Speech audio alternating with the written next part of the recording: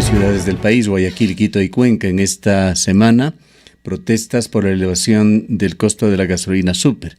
Sectores populares, representados por organizaciones como el Frente Unitario de Trabajadores y la CONAI, han anunciado medidas. De hecho, la protesta va en el sentido de que la gasolina súper no afecta solamente a los sectores altos del país, afecta a todos, y sobre todo hay el temor de que las medidas vayan escalonándose y se llegue a retirar parcial o totalmente los subsidios que tienen otros combustibles en el país. De hecho, así se procederá con el diésel que utiliza la industria.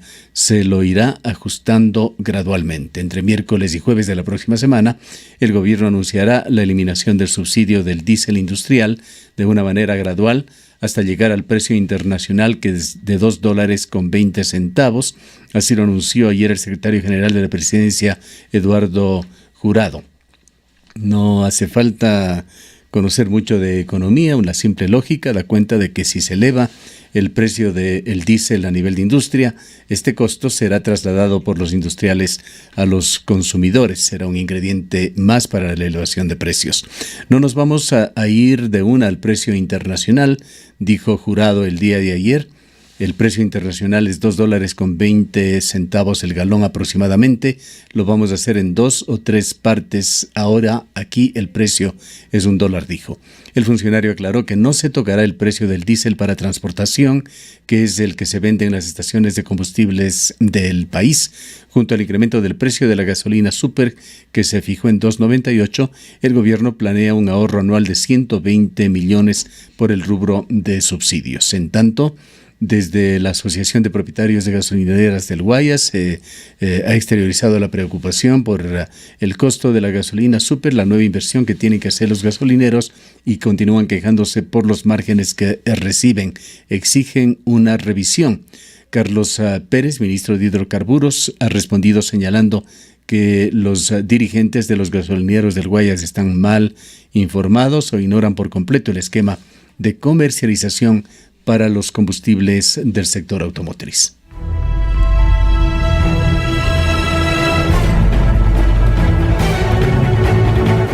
Las 8:33. Saludamos al economista Esteban Bernal, asambleísta nacional.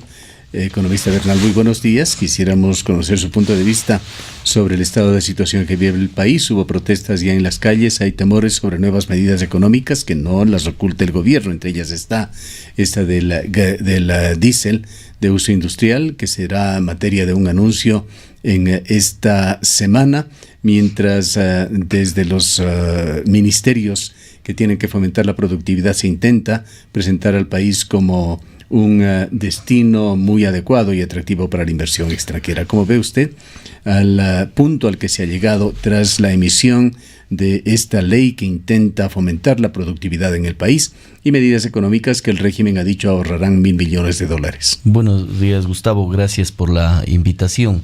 A ver, quiero hacer un análisis un poco más amplio de lo que viene pasando en el país en términos económicos. Usted recuerde, Gustavo, que el presidente Moreno ha presentado una serie de propuestas y de leyes para la recaudación tributaria, para propuestas de fomento productivo, pero en tiempos, creo yo, desestimando uno de los principales problemas del país, que es la economía. Llevamos 1 año y medio y no terminamos de resolver el problema de la economía, que es grave. Y la última medida económica plantea ciertos elementos que son plausibles y otros que son más que criticables. Empezaré por lo segundo. Yo creo que arranca una rueda de prensa, o diría yo un anuncio al país, en donde menciona temas de corte populista. Usted recordará que son de esos enganches que yo en esta modernidad política ya no convence a los ecuatorianos, en donde anuncia que sus ministros, que ahora ya van a ser 20, que me parece bien en la disminución del número de ministerios, pagarán su propia gasolina. Estamos hablando de que la recaudación, si bien en términos éticos es positivo, económicamente eso no tiene ningún sustento. En el mejor de los casos ahorrará $20.000 al año y tenemos un déficit presupuestario de $10.000 millones. Ese corte populista da cuenta de que efectivamente hay problemas internos en términos económicos para el país. Tanto así que nos lleva a un primer incremento de combustibles. Yo lo dije en las primeras reacciones que tuvimos en la Asamblea Nacional. de que esta era una base nada más sobre la cual sustentaría el incremento de los combustibles Ecopaís y en el caso del diésel industrial. Porque ahí está el mayor subsidio, Gustavo, en economía. Esto lo hablo en términos profesionales. Estudiamos el efecto sustitutivo siempre tanto en la microeconomía como en la macroeconomía. Es decir, si sube el precio de la margarina, vamos a la mantequilla, o viceversa.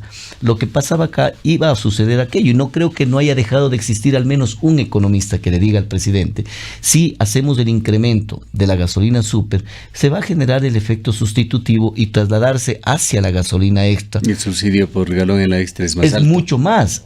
Yo, de la información que conozco de los primeros rubros que se habían hablado, es probable que se reduzca $80 millones ante el incremento de la gasolina, es decir, se reduzca el valor del subsidio, pero termine pagándose $120 millones. Pero es lo que justamente señalan los dirigentes laborales, los dirigentes indígenas, que están convencidos que la elevación de la gasolina súper no fue sino un globo de ensayo. Totalmente. Un test para medir el grado de reacción que se dé a una medida como esto, y que vendrán otras medidas más globales. Imagínese usted, Gustavo, en la mesa de negociación económica que plantea el presidente también dentro de las medidas. Cuando usted llegue a las mesas de negociación económica, ¿cree usted que van a llegar con la información, decir a cuánto bajamos del extra y a cuánto bajamos del diésel? Imposible. La base y el sustento de la negociación es el incremento del súper, de la gasolina súper, y lo que acabo de mencionarle es una información muy cercana a la verdad. Ojalá en los próximos días podamos transparentar. Van a ahorrar mucho menos de lo que van a terminar gastando en subsidio. Deben haber analizado los economistas en la mesa con el presidente de la República de que el efecto sustitutivo se iba a dar, y ese efecto sustitutivo genera mayor subsidio aún, por lo tanto el objetivo económico no está cumplido. El político sí. ¿Por qué? Porque ese incremento de la gasolina súper lleva a una mesa de diálogo planteado por el presidente, en donde obviamente, como ya lo ha recalcado usted, el gobierno anunciará los mecanismos para el incremento de otros combustibles. En el caso del diésel es preocupante porque hay que entender los costos de producción que en este momento tienen el país, y lo voy a particularizar en la provincia de La Suay. Recién estuvimos con industriales a quienes acompañé a la ciudad de Quito para reunirnos con el ministro Carlos Pérez, para exteriorizarle nuestra preocupación por el nada de avance sobre el proyecto de gas natural para implementar. ¿Cuándo se vio con el ministro Pérez? Eso nos vimos hace 3 semanas aproximadamente con industriales cuencanos de las diversas industrias de Cuenca, quienes les intermedié el acercamiento al ministro, porque esa es una función también de un legislador. Yo creo que son quienes generan empleo, trabajo, y estaban muy preocupados por los costos de producción, porque no existe la viabilidad para un proceso de gas natural que disminuiría los costos y obviamente mejoraría las condiciones de la industria cuencana, generándose, según la información que nos entregaron, no menos de 6,000 plazas de trabajo. Ese objetivo creíamos que se venía a bien en el camino cuando nos reunimos con el ministro Pérez, con un periodo de tiempo que se firmó una hoja de ruta para mecanizar el gas natural. Hoy resulta que más bien estamos a lo contrario, estamos ya analizando cómo subir el costo del combustible diésel para el uso industrial, lo cual va a tener un impacto en estas áreas, Gustavo, en el área justamente de lo más sensible que es el empleo. Por esa razón creo que hay mucho más que caminar en el análisis de las medidas económicas del presidente. Creo que habla de una reducción del tamaño del Estado que me parece muy sustancial. Reducir 5 o 7 ministerios más me parece lo más correcto, aunque toda la estructura ministerial todavía sigue ahí, irá poco a poco desplazándose hacia la construcción de otro tipo de empleo, el empleo privado, que ojalá en el transcurso del tiempo se dé. Pero lo grave es... Algo para poner en contexto, economista Bernal.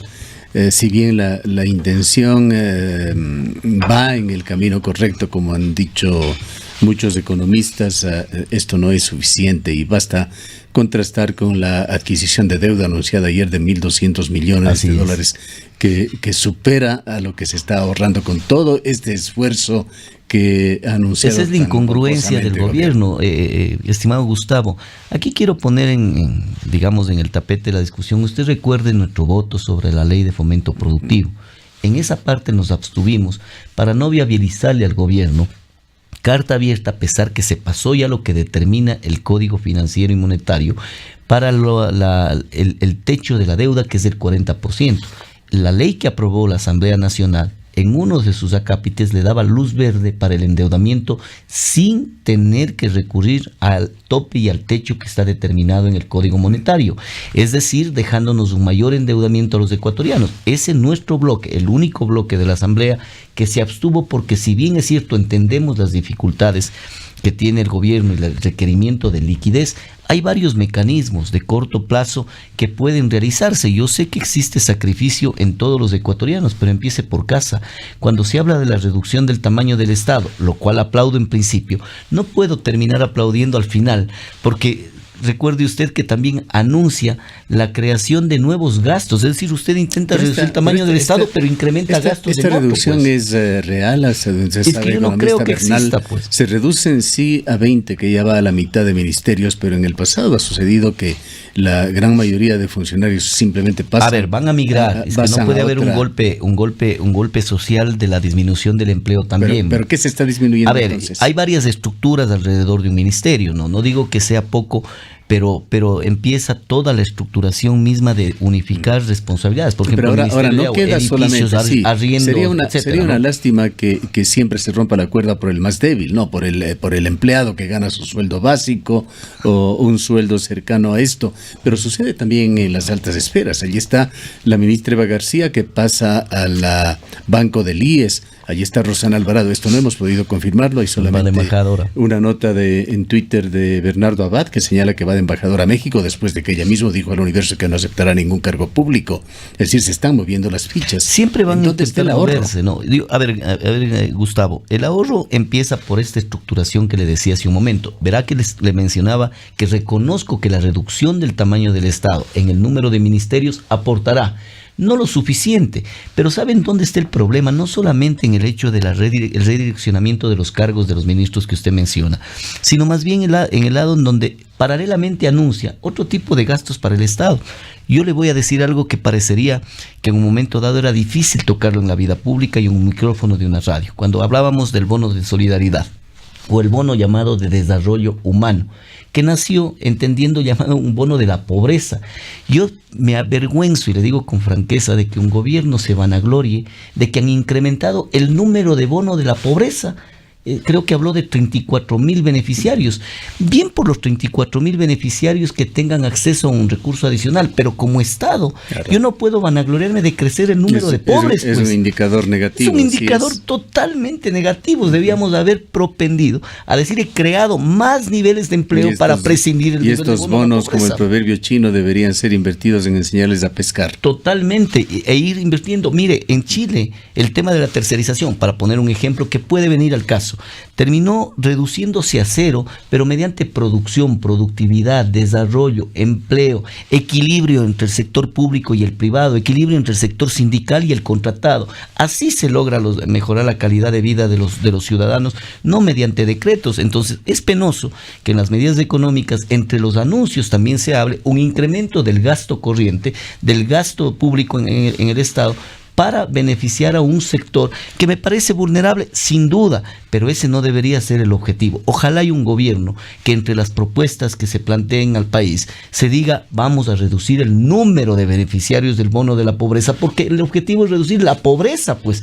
Ese es el objetivo final que debe tener un gobierno, y al parecer en estas primeras medidas no se vio eso, Gustavo. Bien, habría mucho que hablar sobre este tema, pero el tiempo no nos da. Economista Bernal, quisiera entrar también un poco a la política local. Usted es un precandidato posiblemente a la alcaldía, aquí nos aclarará en caso de que no fuera así.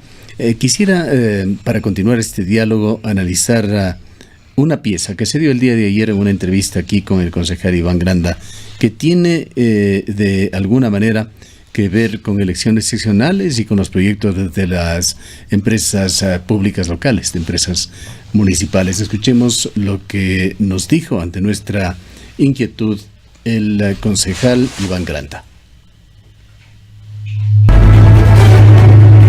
Yo quería hacer una pregunta, doctor Granda, saliéndonos del tema minero.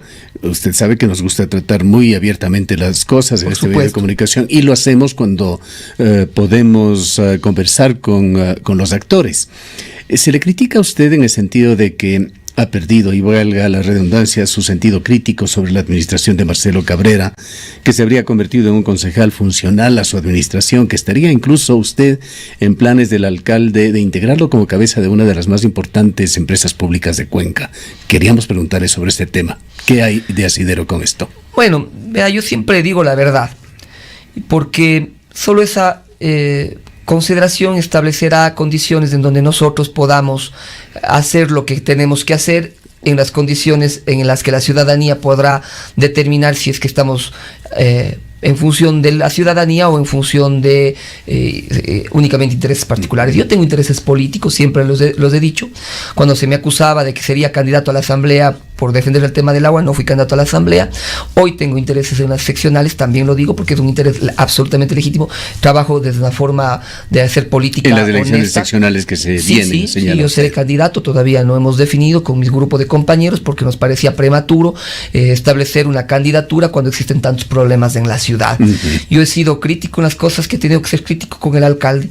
También he sido y he valorado, por ejemplo, su posición respecto del tema del agua, que yo vengo, y no solo yo, varios compañeros concejales y varios actores, sobre todo de organizaciones sociales y ciudadanas, estableciendo. Entonces, si es que se critica mi cercanía con el alcalde Marcelo Cabrera por tener una posición respecto al tema del agua, pues sí, ahí tenemos una alianza política absolutamente consumada en defensa del agua. Y esto lo hemos venido haciendo 4 años y medio. ¿Que llega hasta allí? No. ¿O tiene otras connotaciones? Mire, yo tengo acuerdos absolutamente políticos. Nada tras bastidores, nada en función de favores de ninguna naturaleza. Yo eso les puedo decir a mis hijos todo el tiempo, a la ciudadanía y a usted. Y a Cuenca que me eligió. Mis acuerdos son políticos. ¿Hasta dónde llegan? Los acuerdos políticos están vinculados a temas que me beneficien a la sociedad cuencana.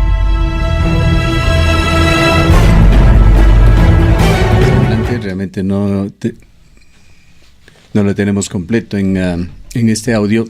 El concejal Granda señala haber recibido una propuesta para hacerse cargo de la gerencia de etapa. ¿Qué es lo que está sucediendo en etapa? ¿Quién más que usted, economista Bernal, para conocer el comportamiento político de Marcelo Cabrera? Bueno, yo creo que no le escuché a Iván realmente, pero entiendo de fe que usted menciona que si preparamos la segunda parte de este audio para los próximos minutos, por favor. Ha planteado sobre que podría llevar a la gerencia de etapa. Yo creo que etapa es la empresa más referente, no solamente de Cuenca, sino diría entre las más grandes del país, y toma una connotación que no solamente es técnica, sino también política. Y ahí vemos que si es que Iván ha manifestado que probablemente pueda ir de gerente de etapa, renunciando a su cargo de concejal, es de absoluta responsabilidad de Iván. Lo que yo entendería que eso contradice lo que justamente manifiesta en esta primera parte de la entrevista, en donde dice que estaría participando en las próximas elecciones. No creo que participar en las próximas elecciones le permita, si es que asume la responsabilidad como etapa, en donde requiere por lo menos tener una profundización, dado inclusive las varias condiciones que tiene en este momento la ciudad versus etapa. El tema de Huangarcucho, por ejemplo, es un tema que nos preocupa a todos los cuencanos, azuayos. Es un asunto que viene dilatándose y que ojalá encontremos los resultados en los próximos días. La planta debería estar ya empezando el proceso de construcción. ¿Qué piensa usted de este proyecto de Huangarcucho? Mire, eso es imperativo. Yo de lo que recuerdo, y usted sabe que fui secretario de gobierno del municipio y conozco que desde el año 2014 eso se puso como en términos de prelación como prioritario, porque es un asunto que se nos acaba. La planta está cumpliendo su vida útil, creo que no llega más allá de finales del 2020, lo cual requeriría tener una alternativa como pero con este proyecto de Huangarcucho, y esto lo hemos advertido en declaraciones con los gerentes de etapa, no sabemos si fue con el actual gerente, no lo recordamos, pero hay advertencias con respecto a la tecnología que se pretende utilizar en Huangarcucho, que obliga a inversiones muy altas, por lo menos 4 veces más caro que utilizar tecnología similar a las actuales lagunas de oxigenación. Normalmente hablo de lo que conozco, Gustavo. No sé exactamente si es que ese problema se ha suscitado inclusive en la opinión pública. Lo que sí le puedo decir que nos preocupa. Entiendo yo que sí. Lo que a mí me preocupa como ciudadano, y en este momento advertir también la alternativa como autoridad electa, como asambleísta de la provincia, es el hecho significativo de que estamos a punto de colapsar la planta de tratamiento de Challamamba. Obviamente, abramos un brevísimo paréntesis para complementar las declaraciones que estuvieron truncadas del doctor Iván Granda, concejal. Con Boris tenemos una cercanía. Él me dice que está vinculado a un tema de que en octubre él tiene que tener un doctorado. No hemos conversado ni hemos definido nada con el alcalde. Hoy tendré una reunión respecto al tema. Como le digo, acabo de regresar de vacaciones. Nuestra preocupación es todo lo que es la frontera agrícola frente al tema del agua, todo lo que es macizo del Cajas respecto del tema del agua. Nosotros hemos conversado con el alcalde, no está nada en firme, pero yo nunca miento, Gustavo, y por eso cuando usted me dice eso digo sí, es verdad, pero no hay ninguna decisión al respecto. En el caso de Boris, yo le he dicho que él tiene una expertise en temas de telecomunicaciones importante, que creo que tiene que ser valorada y sobre todo tiene que ser culminada. Vayamos al siguiente punto, y perdónenme que le acelere porque se nos acabe el tiempo. Lo que pasa es que me hizo otra pregunta. Claro, la otra parte de la pregunta, ¿cómo va a cumplir con su...? En todo caso, a renglón seguido le preguntábamos, pero no tenemos el tiempo para escucharlo todo. No se preocupe. ¿Cómo iba a cumplir tanto con la gerencia de Tapa como con su aspiración de ser candidato? Y señalaba que si es que se concreta, si se cristaliza esto de la gerencia de Tapa, él ya no sería candidato. Entiendo yo que no. Sí. Ahora, vayamos también ya al cierre de este economista Bernal, a revisar un poquito lo que está pasando con encuestas. En realidad lo que vamos a presentar es más bien una encuesta de recordación, como se hace con las marcas, más que una encuesta de carácter político. La empresa Click, que ha empezado a realizar análisis, que los hará periódicos en la ciudad de Cuenca, presentó hace muy pocos días estas encuestas sobre simulaciones electorales. Por allí está usted con un 9,5% comparado con Jefferson Pérez, que tendría una intención de voto de 22%, Marcelo Cabrera 15%, Paul Carrasco 12%. ¿Cómo viera usted estas cifras? Bueno, yo creo que de alguna manera el panorama político se prendió, Gustavo. Es indudable y es innegable que existen actores que hemos puesto en el tapete la posibilidad de ser candidatos en las próximas elecciones. Yo he sido tan claro como manifestar esa predisposición a que aquello pase, como claro he sido que la decisión la tomaremos en el momento adecuado de manera responsable.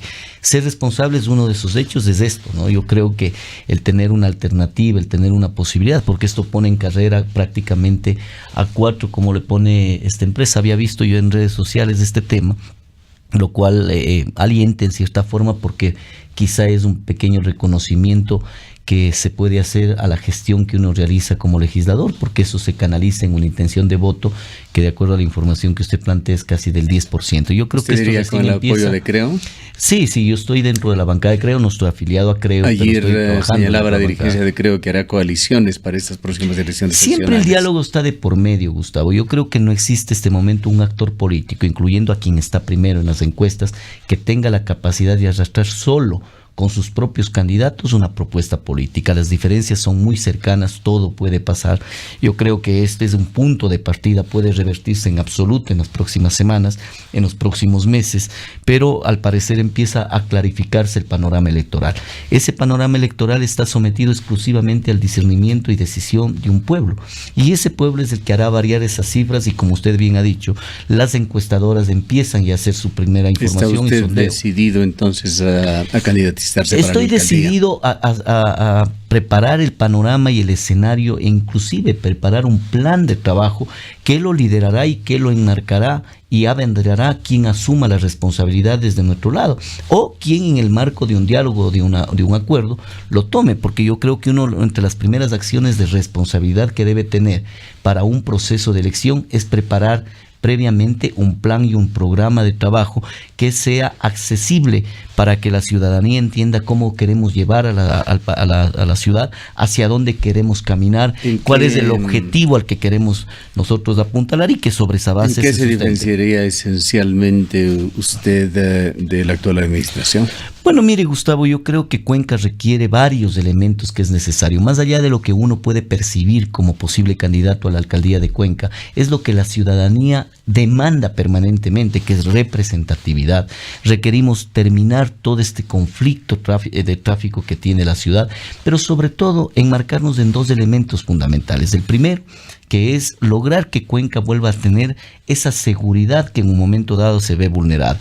Recuerde que Medellín fue una de las ciudades más peligrosas en la década de los 80 y a finales de los 2000 Medellín es una de las ciudades desde entonces hacia acá más seguras del mundo. Ese tipo de reacciones que tienen las sociedades es las que Cuenca está esperando y demandando. Creo que necesitamos proveerle a Cuenca de la mayor cantidad de inversión local y extranjera para generar la mejor política social que tiene un gobierno local o nacional, que es el empleo. Yo creo que por ahí se encaminan cualquiera de los programas que se planteen versus las alternativas que también alrededor de los candidatos se puedan hacer, pero creo que eso lo estamos construyendo día a día. Y en el momento adecuado haremos un planteamiento. El problema, por ejemplo, del tranvía, Gustavo, yo creo que lo he dicho y lo dije siempre, uno de los graves problemas del tranvía no es solo el proceso constructivo, es la concepción mismo del tranvía y luego la operación. ¿Por qué la concepción? Porque no era viable desde la perspectiva del tránsito en el país. Qué bueno que las enmiendas constitucionales se dieron de baja por parte de la Corte Constitucional. Y usted me dirá qué tiene que ver. Mucho, porque a la Contraloría General del Estado le quitaron la capacidad de controlar la eficiencia y la eficacia de la administración pública para ejemplarizar y los ciudadanos nos comprendan. Una junta parroquial hoy en día podía construirse una cancha de golf, y la Contraloría solo iba a verificar si el número de sacos de cemento eran los correctos o no, si había o no sobreprecio, y no decirle usted no tenía por qué construir una cancha de golf. Digo aquello porque le he pedido al Contralor que haga una evaluación sobre la concepción misma del proyecto, porque de lo que yo recuerdo, estoy buscando esa información, inclusive hay un informe de la Junta de Andalucía que fue negativa a la implementación del proyecto de tranvía de la Junta de Andalucía en las primeras consultorías que hizo el exalcalde de Cuenca, Paul Grant. Desde esa mala concepción hasta cuando tenga que operar, los cuencanos vamos a seguir con problemas. ¿Cuánto vamos a pagar en subsidio cuando se opere el tranvía? Es una cifra que lo he puesto en el debate, no se ha contrastado, ojalá podamos tener mayor información, pero el tranvía prevé manejar 120,000 viajes día. Aproximadamente, de lo que aspiramos que no sea más, pero yo estoy convencido que no menos de 72 centavos costará la tarifa de transporte. No tenemos todavía la tarifa, pero no menos de 72. 30 va a pagar el usuario y los 42, ¿quién paga? 42. 75 centavos sería un punto de equilibrio con 50,000 usuarios, es lo que nos ha dicho el director del proyecto del tranvía. Si usted revisa el informe, yo respeto lo que haya dicho el director del tranvía, pero si revisa el informe, el proyecto y la concepción, el proyecto determina, y le voy a dar inclusive porcentualmente porque lo he estudiado y a profundidad, el proyecto determina el 29% de los 420,000 viajes día que tiene hoy día Cuenca, es decir, 120,000 viajes día.